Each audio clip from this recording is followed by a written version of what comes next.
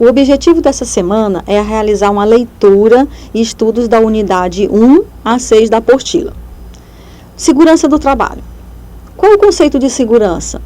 Segurança é o estado de qualidade de estar seguro daquilo que se pode confiar. Conjunto de medidas que são adotadas visando minimizar os acidentes de trabalho, doenças ocupacionais, bem como proteger a integridade e capacidade laboral. Vocês podem perceber que segurança é algo subjetivo e que nós precisamos estar atentos a essa subjetividade para cuidar melhor do nosso ambiente. Os investimentos devem visar ações de caráter técnico, educacional, médico, psicológico e motivacional, todos integrados para dar uma melhor condição do ambiente. A segurança laboral, como vocês podem ver no slide, ela se liga a um contexto de segurança de pessoas, a segurança do patrimônio da empresa e a segurança no meio ambiente.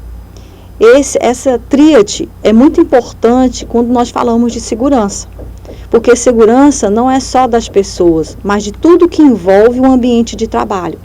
Então, vamos ficar atentos sempre a essa tríade em relação à segurança. Quando nós falamos em segurança do trabalho, vocês podem perceber no slide que ele é ligado a uma equipe multidisciplinar que vai dar atenção a essa organização em relação a todos os assuntos ligados à segurança.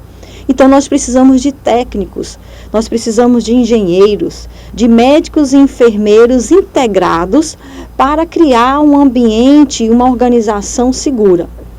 Nós precisamos do SESMIN, que é o Serviço Especializado em Segurança e Medicina do Trabalho. Nós precisamos da CIPA dentro de um ambiente organizacional. Então, a segurança do trabalho é esse conjunto de especialistas ligado à saúde e segurança. E eles criam órgãos, né, com participação efetiva dos colaboradores, para que juntos possam trazer um ambiente seguro.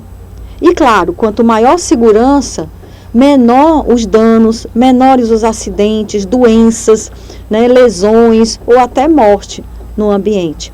Então, essa equipe multidisciplinar vai dar um suporte maior a essa organização.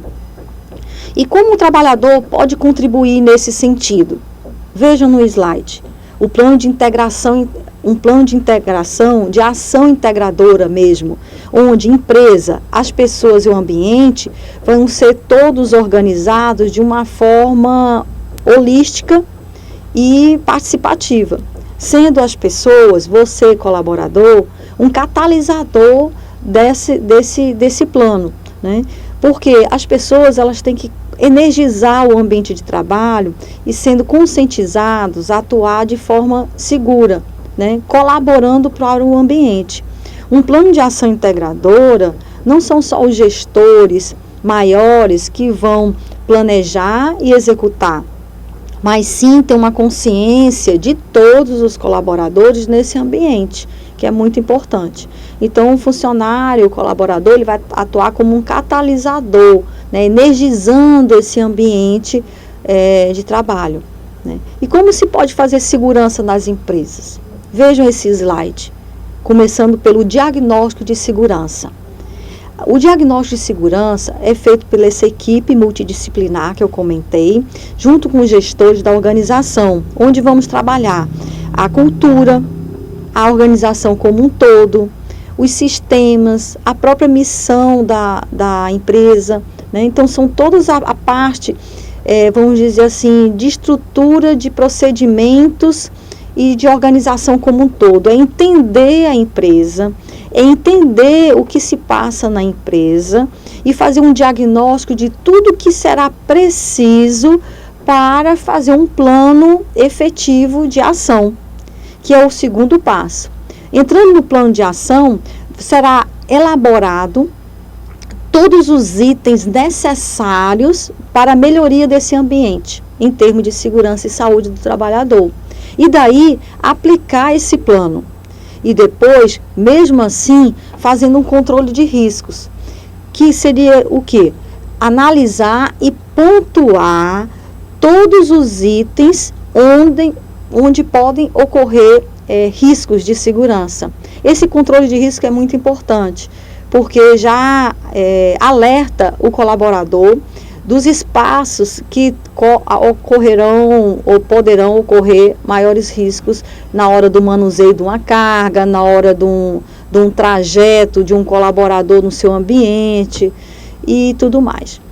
Mas mesmo assim, com todo esse diagnóstico feito, o plano de ação elaborado e aplicado e esse controle de riscos realizados, nós vamos ter que estar atentos para caso ocorra, mesmo com essa aplicabilidade, caso ocorra situações não confortáveis dentro do nosso plano, que a gente diz que teve os desvios, né, condições que não foram previstas e teve desvio nesse plano dentro da ação diária dentro da empresa. Aí colocamos aí uma intervenção, faremos um plano de intervenção dentro dessa empresa. O que era isso? É um plano, um planejamento relacionado com os itens para combater aqueles desvios que foram levantados, né, para poder sempre manter a segurança. Então, os gestores, eles vão estar trabalhando sempre com a ideia de um programa, né, que traga segurança para a empresa. Daí surgem programas de política interna de segurança do trabalho, que eu já comentei sobre o SESMET, a CIPA e os gestores. Então, todos eles vão fazer um programa onde esse programa contemple as responsabilidades e atribuições de cada agente dentro da política de segurança da empresa. Vai ter que ter um plano que contemple a comunicação, o registro e a investigação de acidentes. Vai ter que ter nesse plano também todo o manuseio dos controles de riscos e perigos que tenham que ser controlados. Vai ter que ter no plano todas as instruções de treinamento do que vai ser feito dentro da empresa.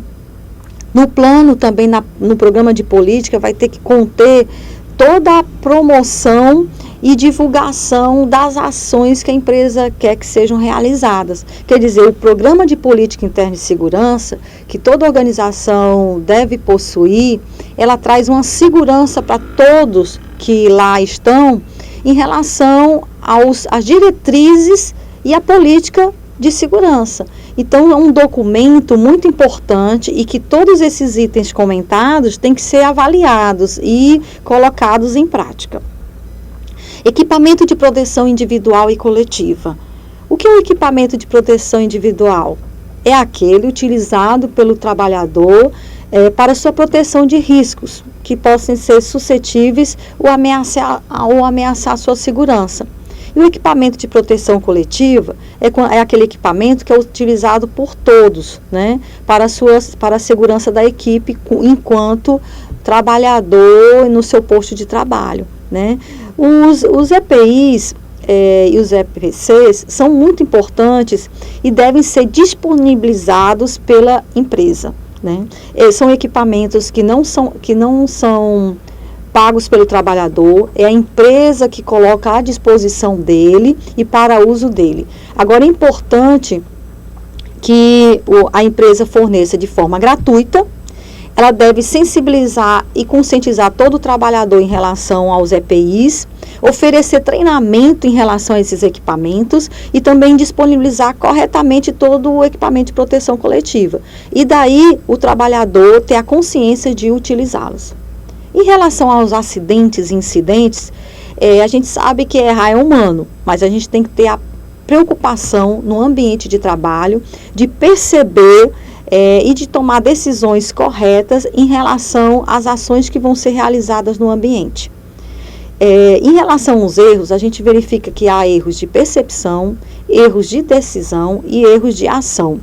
Então, é muito importante que a gente possa perceber isso de uma forma bem clara, né? E compete aos profissionais de segurança reduzir de forma expressiva a execução desses erros, minimizar, né?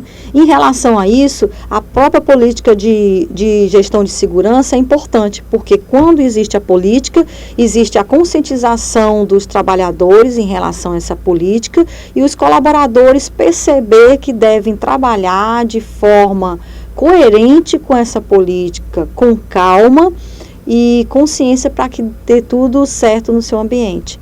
Os acidentes de trabalho, eles podem ocorrer em relação ao próprio ambiente. E esses acidentes, eles acontecem desde o trajeto da residência do trabalhador até o seu ambiente, né, no seu posto de trabalho. Os acidentes também podem ser uma doença profissional, produzida ou desencadeada pelo exercício do trabalho no seu ambiente, né, em relação à sua profissão. Algumas atividades, elas têm maior ou menor risco de trazer acidentes. E a própria doença do trabalho, adquirida ou desencadeada em função de condições especiais que o trabalho é realizado e que se relacione. Então, a segurança do trabalho é importante porque o objetivo é eliminar e minimizar condições inseguras, né, em relação a esse acidente. Então, existe duas classificações, ato inseguro e condição insegura. O ato é quando é praticado pelo indivíduo e, em geral, de forma consciente, né? E de forma inconsciente também pode ocorrer. E a condição insegura é quando o ambiente físico do trabalhador expõe esse colaborador a um perigo ou um risco de integridade física, né? Ou a própria segurança das instalações e equipamentos. Então, existe uma diferença aí entre ato e condição insegura. Vocês têm que perceber. E os incidentes de trabalho, eles ocorrem apresentando características que não causam realmente o dano, né? Existem acidentes, que é o dano efetivo, e incidentes é aquele que não chega a ser um acidente, mas poderia ter sido um acidente. Então, daí a prevenção e a segurança no ambiente, para evitar esses incidentes que podem se tornar acidentes, né? E caso ocorra um acidente, é importante que a empresa faça o CAT, que é a comunicação de acidentes do trabalho, e nele distribuir e realizar a forma de comunicação da forma como é solicitado, entregando e comunicando o Instituto Nacional da Seguridade Social, a empresa, ao próprio segurado, ao sindicato de classe. Então, existe toda uma normativa para ser comunicado esse acidente e serem tomadas as medidas cabíveis de assistência a esse trabalhador e mudança no ambiente de trabalho, mudanças da qual ocasionaram os acidentes. As falhas ocorrem quando no ambiente existem situações como usar máquinas sem habilitação devida. Um trabalhador vai manusear, então pode ocorrer falhas nesse sentido. Manipulação insegura de máquinas, ferramentas ou produtos. Não ter atenção à sinalização da empresa. Um veículo se locomovendo, não observa.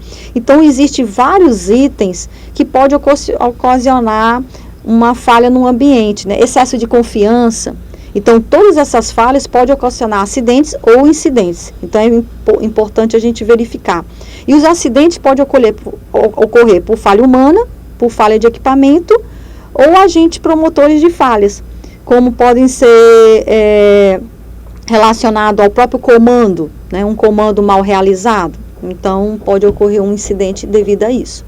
E o comportamento seguro depende de cada colaborador.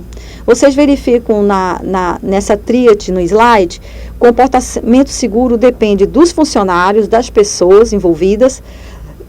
É preciso a gente fazer um comportamento também em relação ao seu patrimônio e ao ambiente. Então, desenvolver ações preventivas e conscientizar que tais ações devem compor o planejamento estratégico da empresa, para que a gente possa fazer um comportamento de estrutura desses colaboradores de forma efetiva.